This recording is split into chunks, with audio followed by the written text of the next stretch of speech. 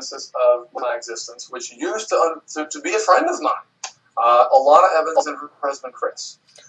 Chris actually has proof now that I am a good performer. I've done 2 scenes for Rob Ellis, one for Kelly Stacks.com and one for JasmineBlaze.com. Both are talents that Rob Ellis represents. Okay. I did a boy-girl with Kelly, and I did a VJ with Jasmine. Yet when Alana was talking about shooting for her site, I'd known Chris and Alana for over 2.5 years. They had been good friends of mine and loving and supportive, and it just started going in a bad way. It was like, interaction after interaction after interaction. I'm like, what is your all's problem?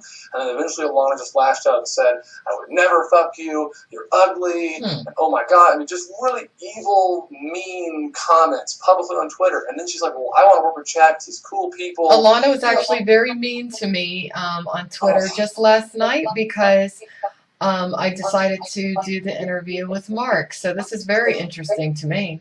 Right, exactly. And then what I call Alana Evans 2 is now Grace Evangeline. That is a whole separate drama all by itself. I met her one time here at the house when Mark had her over for a content/cam show.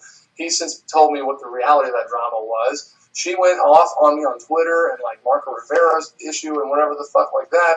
All I ever did was texted her one time. She then, went on Twitter and on this rant of like, he blows my phone up with real and block numbers. He texts me out the yin yang. He scammed me. And I said, like, I've never worked with you. I've never touched you. I have only texted you one time since you said that, that's why you're creepy. I'm like, dude, I texted you one time. All I wanted was a private communication as a professional, not some public drawn out bullshit. And you're like a 30-year-old plus woman, act like it, not some 16-year-old child. And then it just went on, and then she wouldn't keep my name out of her mouth. It was like tweet after tweet, of course, never with the @Tucker Slane. It was like Tucker Slane spelled out, so I'd have to be informed, hey, this gray chick is still talking shit about you. And I'm like, how do you prevent someone from talking shit about you that you've never done anything wrong to? I don't know. Mine. And I thought, my God, this is Alana Evans round 2. And then, of course, furthermore, is one of the more, like, this person is here, and the rest for people who are here is the Rub PR or Erica Icon. This chick, is the publicist for several women in the business. She used to be just known as like a BBW publicist, and now she's moved into more, realms of like my dear friend Nikki Delano, obviously Grace, and a few others. And this chick, dude, this is where the Beverly Page drama started. I met Beverly Page when she was recommended to come to me in the middle of an adult con last year and talk about the industry. And I was very respectful. I walked over to the porn star tweet booth. I introduced her to Pete, the other people, and then Erica walked over, kind of swooped in, if you will, or female version of a cock block, per se, and like walked her away to go introduce her to some people she knew. And I mean, Beverly came back to me and said, oh my God, it was like the first thing out of her mouth was how terrible of a guy you are and all these terrible things. And I'm just like, you're a publicist, Erica. Your job is to publicize and promote positive things about people that are paying you to do that. 1, I'm not your client, and 2, I'm irrelevant of your business. So keep my name out of your mouth, especially in a negative way. Seriously. And then she tells me, well, you know how many girls you're on their no list? I'm like, you know why? Because most of the girls you work with were OC models, and that was because of Phil Mack, who would tell them, everybody in our industry on OC modeling is going to have Tucker on the no list. Don't ask me why, it's just what it is. Because Phil and I had an ongoing feud for whatever the fuck reason he had a problem. Fortunately, he's no longer in the business, was fired for very poor practices and no longer relevant, so thank God for that.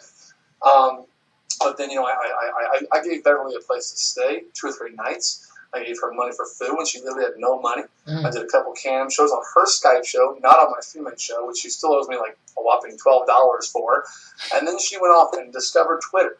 And when she discovered Twitter, that's when things started going poorly, because she found a guy named Patrick Knight who starred in the Home Alone, or the Tim Allen Home Improvement parody, right? Okay. And she was like, goo goo gaga, oh my God, Patrick Knight is so hot, oh my God, starstruck did, right? Well, Patrick and his girlfriend Jenny Sloan, and both of them, thank God, are long out of the business, because that drama was initiated by them not liking me for whatever the fuck reason their problem was. They're no longer in the industry, so thank God they're not relevant either.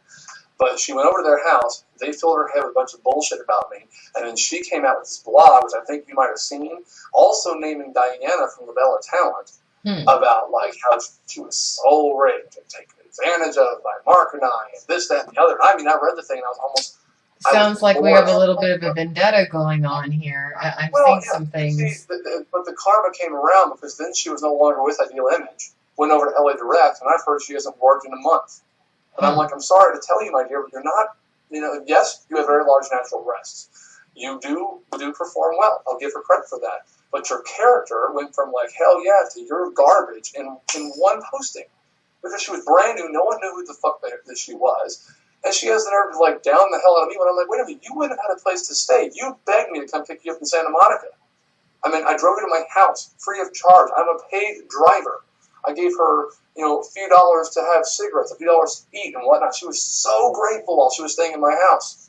And all I did was fuck her on her cam show for her customers. That was it. That's it. I was just being a good guy like I am to everyone. But somehow it got twisted unbelievably around in ways that I couldn't even fathom. Now, beyond that, recently an old friend of mine that used to drive, who also starred with me in Glee, was Scarlett Faye. Okay. She went from being all on my side and hating Chad because Chad had talked shit the day before, that she had heard that Scarlett had banged like 3 black guys. He walked out and bragged about that, which is why there was issues during their scene. I told that to her, and that was truth and in confidence. And then she went and decided out of nowhere to ask him, hey, was that true? Of course, being the liar that Chad is, he denied it completely. And then she now not only sides and believes him, but hates me with mortal enemy passion. And I'm like, I've never known you. When she finally told me how I was unprofessional to her, it was because, like, I'm a Southern person who is born and bred from a very huggy, sort of handshakey, pat on the leg, kind of affectionate upbringing. So you're an affectionate person. Exactly. And she'd be in the car, and I'd kind of give her a little pat on the leg and say, hey, that's fun. You're like, hey, you rock that booty or whatever. Nothing that I would have thought would have been, an unwanted advance or an unwanted spoken thing or sexual harassment or whatever have you. But she then complained after the fact that those things were making her uncomfortable, and she never had the womanliness to tell me these things. Because I can't know a problem unless you bring it to me, and I'll be the first to admit, hey, I apologize if I did something wrong. Okay. As I mentioned before. So that went on with her and Chad, and now she's like, he's at the top of my no list, which is like irrelevant. She doesn't even do boy-girl anymore. And the reason, by the way, that I'm talking so fast is that we've been on this for about 20 minutes. You promised me 15, so I'm trying to get all this out. Well, no, you can take as much time as you like. I'm just over here chilling. You're good. You're good. I just want to make sure that whoever views this understands that I'm speaking really freaking quick to get a lot of information in quickly and set some records straight. It's all right. So since then, that unfortunately was a relationship that I was hoping was going to be a long-standing friendship. And then one day she decided to basically turn to the dark side, and I guess that's the end of that, because there was one other girl that she tweeted with about me, and I'm just like, what the hell, and she's not the only one. Like, I literally have had friendships go for 6 months, 1 year, 2 years, and just drop off. No warning, just flat out abandonment. Yeah. Kindred Secrets was one of my best friends in the world. We called each other Kindy and Tucky. And she told me that she couldn't be my friend anymore because my name associated with hers in business was preventing her from getting work and having shit talked about her on set. And I thought, okay, let me get something straight. This is across the board. I'm using it as an example. Work will come and go, whether you're 18 or you're 40 plus. True friendship lasts a lifetime and is worth more than its weight in gold for life. Yes. And, when you're that person that maybe needs to call me at 3 o'clock in the morning when you're drunk and wasted out in the middle of nowhere and you have no one else to call, and you think maybe I can call my good friend Tucker, he'll come out there for me, I will be that guy. And I have numerous that will back that up. Sometimes with no charge, just because it's the right thing to do.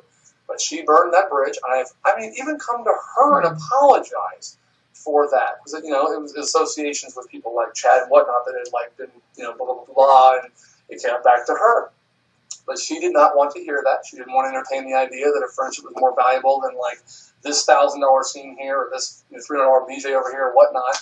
And she sold me out and abandoned me. And I've tried to apologize several times. She's entertained that, but she's never really fully come back. But guess what? I'm still here and I'm still moving forward. Yes, you and are. I hope that she moves forward as well. But she's like, you're doing the ways that you do things. I'm like, look, again, it all resorts back to interpretations and misunderstandings of my intentions. I'm an outgoing, personality-full, dynamic individual. Yes, you are. 90% of male talent are not. They're usually not, no. Thank you. Most of them just sit in the corner and Twitter away or text away, and they wake up when it's time to do a scene, they get their dick hard, they bang out, and they go home. You have a lot of energy. You have so much energy. It's infectious. It's refreshing. I think it's refreshing. I had a good night's sleep today, and I've been waiting to have this interview with you, and I've been saving the energy to be able to give it to you. Thank you. You're welcome.